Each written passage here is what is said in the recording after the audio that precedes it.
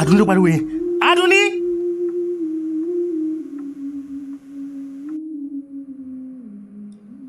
Ìwọ ẹlẹ́dàá mi, dákun ṣàánú mi o. Má jẹ́ kí n fojú sunkún ọmọ. Àdùnní, bá mi sọ̀rọ̀ náà. Ara ọmọ mi máa yá lórúkọ Jésù. Mr. Bayomi. Doctor. Ẹ̀yin náà ṣàárì láti alẹ́ àná tẹ́tí gbọ́mọ yín wá sí hospital. Ẹ rí i pé a ti ń gbìyànjú lọ́pọ̀lọpọ̀ láti tọ́jú ọmọ yín. Bẹ́ẹ̀ ni doctor, èmi náà rí gbogbo gbìyànjú yín. Ọlọ́run á dẹ̀ fún yín ṣe lágbára Ọlọ́run sà. Àmín, ẹ ṣé. Inú mi dùn pé ẹ̀yin náà mọ̀ pé àwa dókítà a kàn ń gbìyànjú ni. Ọlọ́run ló ń tọ́jú aláìsàn. But mo fi ń dá yín lójú. A máa gbìyànjú agbára wa. Ara ọmọ yín á dẹ̀ yá. Ẹ kàn máa ní láti deposit owó díẹ̀ so that a lè continue treatment lórí ọmọ yín. All right doctor, ẹ ṣé gan mo dúpẹ́ o. But ẹ jọ̀ọ́ doctor, ó ní ìbéèrè kan tí mo fẹ́ béèrè lọ́wọ́ yín o. It's okay, ẹ lè béèrè. Ká tó wọlé lọ sùn lánàá, Àdùnní bá wa sọ̀rọ̀. Nǹkan tó wá ń yà mí lẹ́nu tó dẹ̀ tún jọ mí lójú ni wípé bígbà tí mi ò bá rírú eléyìí rí ni. Àbí ó ṣe wá di àárọ̀ yìí tí Àdùnní ò lè sọ̀rọ̀ mọ́. Kí ló ṣe ohun ọmọ mi? Mr. Bayomi, ẹ jẹ́ ká máa dúpẹ́ lọ́wọ́ Ọlọ́run wípé ọmọ yín ṣì wà láyé. Tó Ọlọ́run, mo dúpẹ́ o. Yes, because ìdí tó jẹ́ kí n sọ bẹ́ẹ̀ ni wípé ní hospital wa yìí oríṣiríṣi case láti rí, and a dúpẹ́ lọ́wọ́ Ọlọ́run láti ìgbà tá a ti dá hospital yìí kalẹ̀ a ò ní rẹ́kọ́ọ̀dù òkú kankan ní hospital yìí rí. Ní agbára Ọlọ́run, ní orúkọ Jésù, mo mọ̀ wípé ọ̀rọ̀ ọmọ tèmi náà máa yá. Nǹkan tó kù tó yẹ kẹ́ máa ṣe ń sìn nìyẹn, ẹ ṣáà máa gbàdúrà fún. So bí èlò ni a lè deposit báyìí? Lọ deposit 500,000.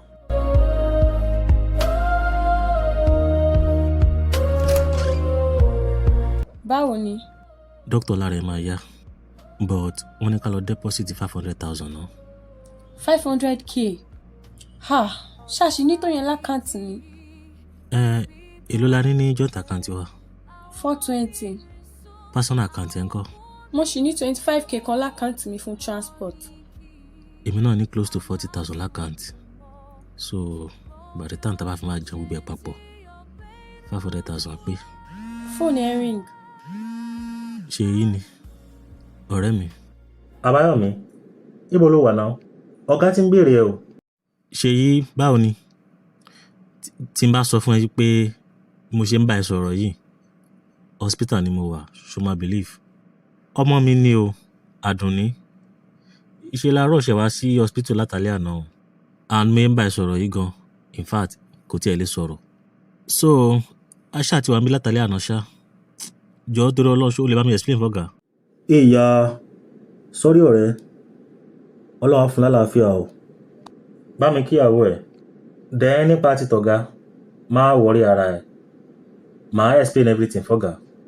So, kó take care, ṣùgbọ́n. All right, Ṣèyí. O ṣé gan. Thank you. At least ìyẹn ti yanjú. Because ọ̀gá mi, wọ́n ya wèrè ju màálù lọ. Wọ́n sán lórí gan. Orí wọn máa ń tàn sórí ńgbà mi. Ààyè opportunity ńlá ló yọ fún mi yìí o. Mo gbẹ́ ẹ lẹ́yìn. O tún wá lórí láyà. O tún fi yín ọ̀hún gé mi jẹ. Èmi ni mo mú ẹ dẹ́nu iṣẹ́ yìí. Èmi ni mo ṣe okùnfà bó ṣe dé company yìí. Ṣùgbọ́n kí ló fi san fún mi? O wá lórí láyà. Promotion tí mo ti ń gbàdúrà fún, tí mo ti ń dúró dè fún ọjọ́ tó ti pẹ́. Ìwọ wá dé láàrin ọdún 2 péré. Wọ́n dẹ̀ gbélé ẹ lọ́wọ́. O sì gbà. Ó dáa. Ká tiẹ̀ wá gbà pé lóòótọ́ o qualify fún position yẹn. But gẹ́gẹ́ bí ọ̀rẹ́ gidi, ìgbà tán gbé fún ẹ, ṣó yẹ kó gbà? Ṣé kò yẹ kó reject ẹ? Or instead kó recommend mi? Ìyẹn ló máa jẹ́ kí n mọ̀ pé lóòótọ́ ẹni tí mo gbé lẹ́yìn kò lè fi gé mi jẹ. Ọ̀rẹ́ gidi dẹ̀ ni mo ní. Wo Àbáyọ̀mí, Sórí that project manager position, ìwọ kọ́ ló tọ́ sí, èmi gangan ló tọ́ sí, and gbogbo ohun tó bá gbà la máa fi fún un. Màá gbà mẹ́ lọ́wọ́.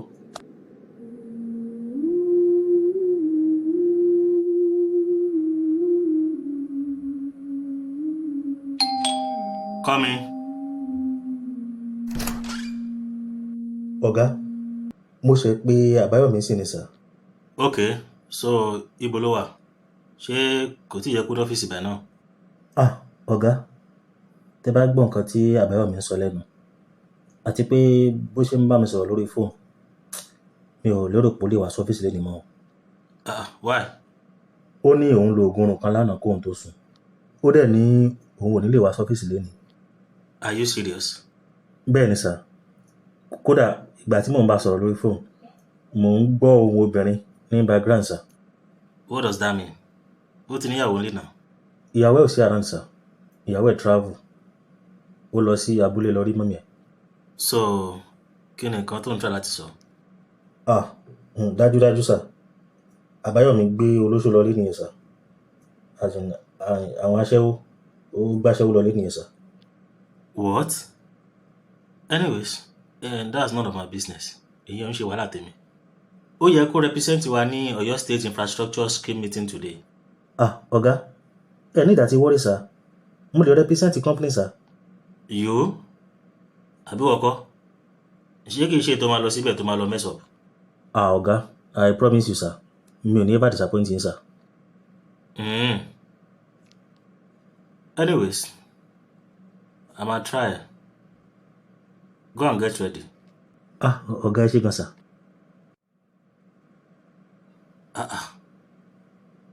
Ìgbà wo ni Àbáyọ̀mí bẹ̀rẹ̀ gbogbo pálapàla yìí? I thought he's a responsible man. Well, wàhálà tí ẹni yẹn. Òun ló láyé ẹ̀. Ohun tó bá wà láyé ló lè fàyè ẹ̀ ṣe. Tí ò bá sá ti pàṣẹ tèmi lára.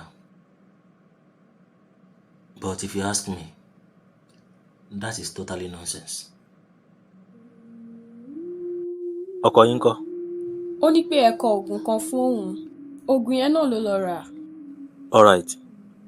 Though oògùn tán lọ rà yẹn, a lò fún léni o.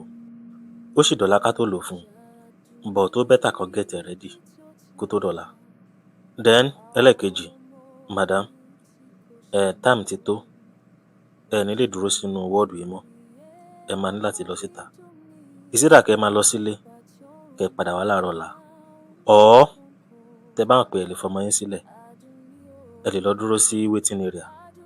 Àwọn nọ́ọ̀sì wa máa take over from now. Kò sí wàhálà doctor, má máa lọ síta. Mi ò lè máa lọlé kọ́mọ mi nìkan wà níbí báyìí. Kò sí nǹkan tó máa sọ ọmọ yín lágbára Ọlọ́run.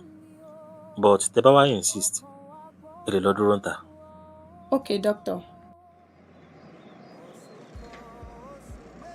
Wá àti gbogbo yín wá tẹjú mọ́ mi bẹ́ẹ̀ yẹn. Ṣé ọ̀rẹ́ ni tí ọ̀wọ́ bàtà rí ni? Àbí kí ló jọjú ń bẹ̀? Ẹ̀yà máa gbàdúrà. Kọ́lọ́ má fi ná ọmọ jọ ní kankan nu yín. Torí ẹni tí iná ọmọ bá jó, kò ní mọ̀gbà tó máa fi pátá lásán rìn nínú ọjà. Bọ̀ tí ń bá ní parọ́, àwọn ṣẹlẹ̀ ń try o. Kí wọ́n dẹ̀ máa fẹsẹ̀ lásán rìn nínú ọ̀run báyìí. Gbogbo àtẹ́lẹsẹ̀ mi ló ń gbóná lálálá. But kí la máa ṣe? Ọ̀rọ̀ ọmọ náà ni.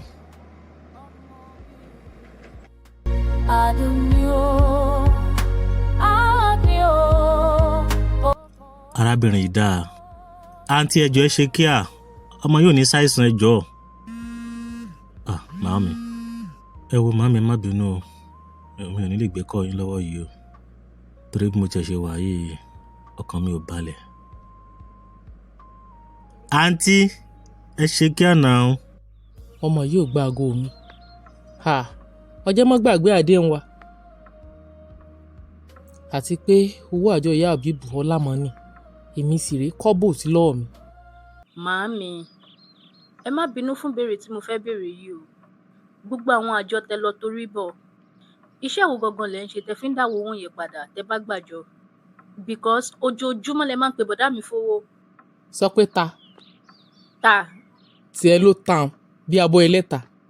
Sí mi lọ́wọ́ ń béèrè àpọ̀dà lọ́wọ́ rẹ̀. Kò sí wàhálà, àmọ́ tó bá ti nílò owó, tán bá ti bí baba ńlá kú bàbá rẹ̀ dá, jẹrin wájú mi kọ́ lọ fẹ́ gbowó. Màámi, ẹ ti ń bínú. Ó dáa o, ẹ má bínú o, mò ń bá yín ṣeré ni o.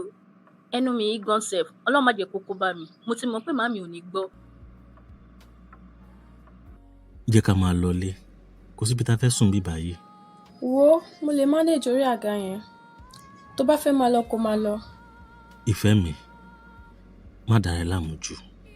Don't worry yourself too much. Specialist hospital ní bí báyìí. I believe and I strongly believe that Adunni máa wà okay. Ara Adunni máa yá. Hey mẹ́. Jẹ́ ká máa lọlé. Àwọn nọ́ọ̀sì bí báyìí máa ṣiṣẹ́ wọn bí iṣẹ́. Wọ́n máa tọ́jú Adunni dáadáa. But tábà tẹ wá lọlé gan ayọ̀ mi. Mi ò lè rórun sùn. I know.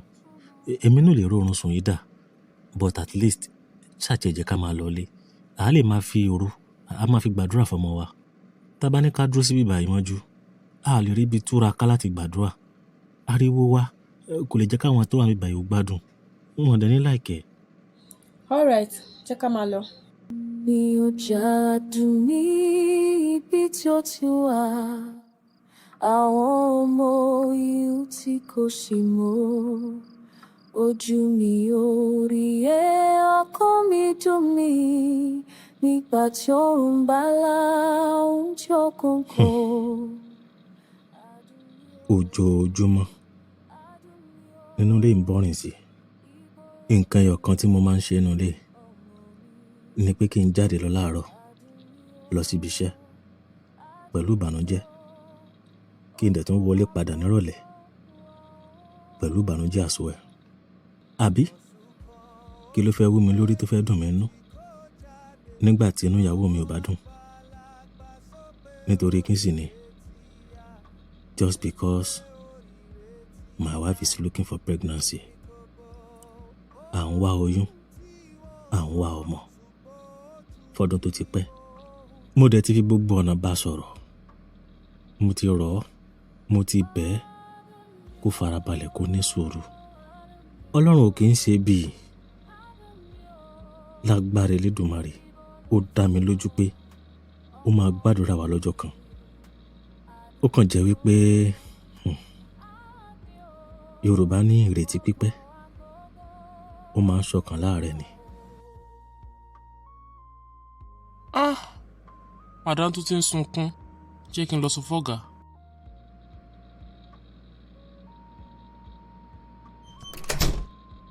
Ọ̀gá, Madam tó ti ń sunkún. Subhanallah. Ok, Jídé, ó ṣe. Ṣé ẹ tún rí? Ó tún ti ń sunkún. Ìgbà wo gan-an la fẹ́ ṣe gbogbo eléyìí dà?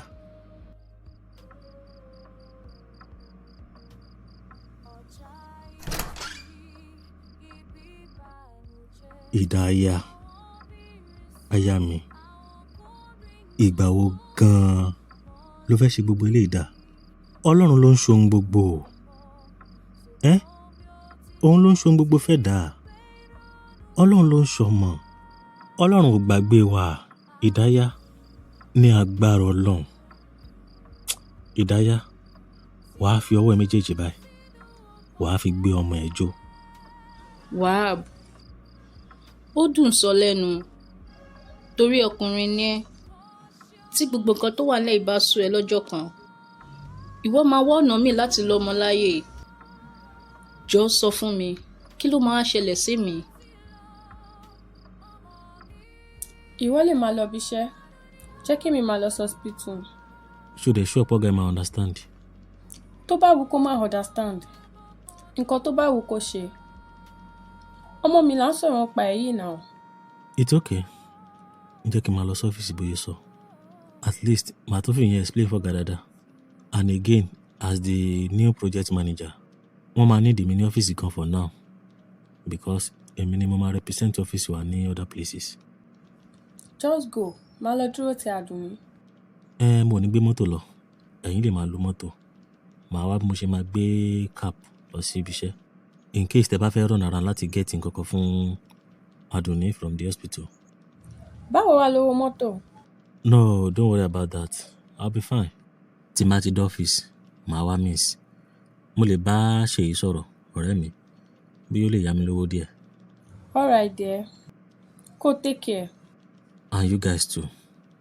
Màá dẹ̀ máa pè yín lóòrèkóòrè láti mọ bó ṣe ń lọ.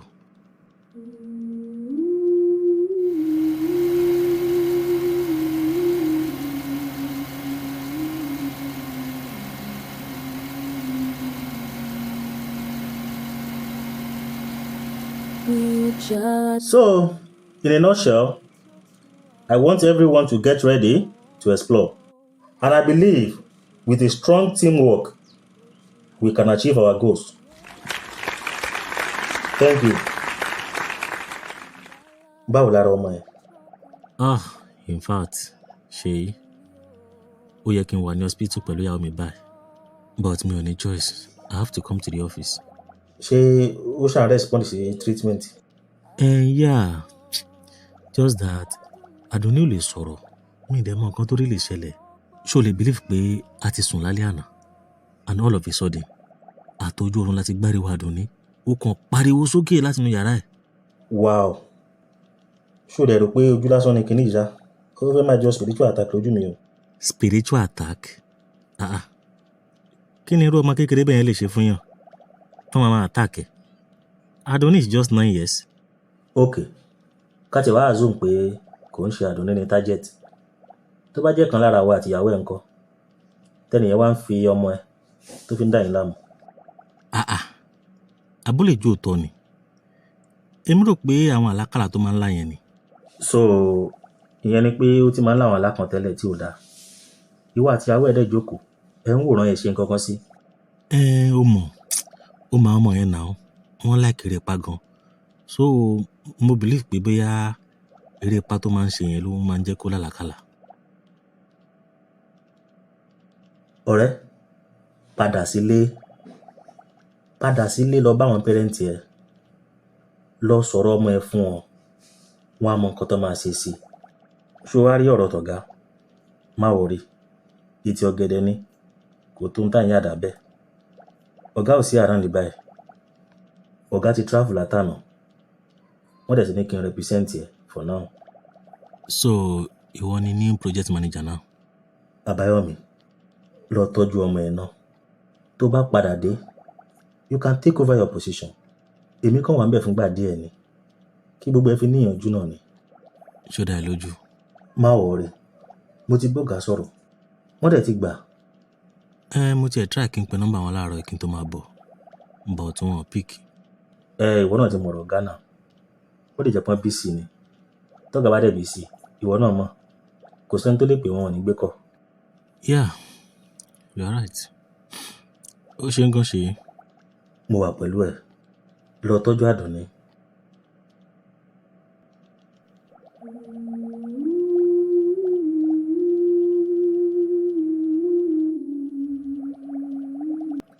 Àlọ́ lámilámi làárí. Ẹnìkan ò kí ń rábọ̀ rẹ̀. Bó ṣe ń lọ yẹn, o ò ní padà sọ́fíìsì yìí mọ́ láéláé. Gbogbo ẹnikẹ́ni, èèyàn kéèyàn, ìjọkùnrin ìjóbìnrin ló fẹ́ mú mi lọ́wọ́ dání tó ní kí n má jẹun yó. Kàkà tí máa fi ṣe tẹni náà mò ń jẹ. Màá yàyà gé ọwọ́ ẹ̀ dànù ni. Spiritual attack. Iṣẹ́ ayé lọ́mọ kékeré. Abúlé ju òótọ́ ni. Ká tiẹ̀ wá gbà pé òótọ́ ni. Spiritual attack ni lóòótọ́. Ta ló ń ṣàdùnní? Àbí màámi ni?